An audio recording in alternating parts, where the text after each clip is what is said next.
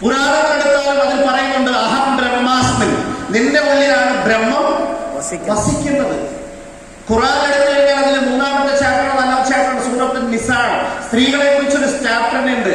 അതിന്റെ ആദ്യത്തെ ഒരു ആയത്ത് തന്നെ പറയുന്നത് ദൈവം നമ്മളെ സൃഷ്ടിച്ചത് ആദ്യം ഒരു ആണിൽ നിന്നും, ആ ആണിൽ നിന്നും ഒരു അതിന്റെ ഇണയുണ്ടാക്കി, അവരിൽ നിന്ന് ഒരുപാട് പുരുഷനും ഒരുപാട് സ്ത്രീകളും ഉണ്ടായി, അവരിലൂടെയാണ് ഈ ലോകം ഉണ്ടാക്കിയത്. ദാറ്റ് മീൻസ് നമ്മളെല്ലാവരും സഹോദരി സഹോദരന്മാരാണ് എന്ന് തന്നെയാണ് ഖുർആൻ പറയുന്നത്.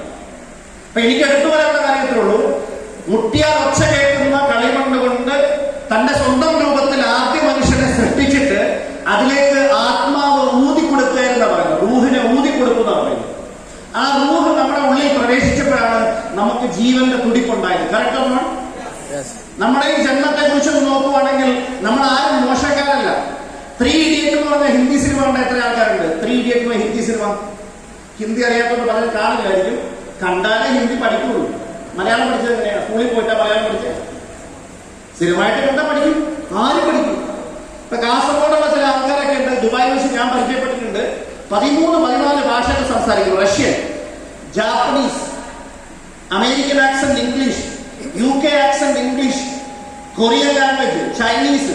ഇതൊക്കെ കേൾക്കുമ്പോൾ നമ്മൾ വിചാരിക്കും ഏതോ വലിയ കേംബ്രിഡ്ജിൽ നിന്നോ അങ്ങനെയുള്ള ഏതെങ്കിലും ഇടത്തുനിന്ന് യൂണിവേഴ്സിറ്റിയിൽ നിന്നൊക്കെ ഡിഗ്രി എടുത്ത് വന്നവരായിരിക്കും. പഠിക്കുമ്പോൾ സ്കൂളിൽ പോയിട്ടില്ല, 3-ാം ക്ലാസ് കുസ്തി. പിന്നെ എങ്ങനെ പഠിച്ചു? അത് മനുഷ്യ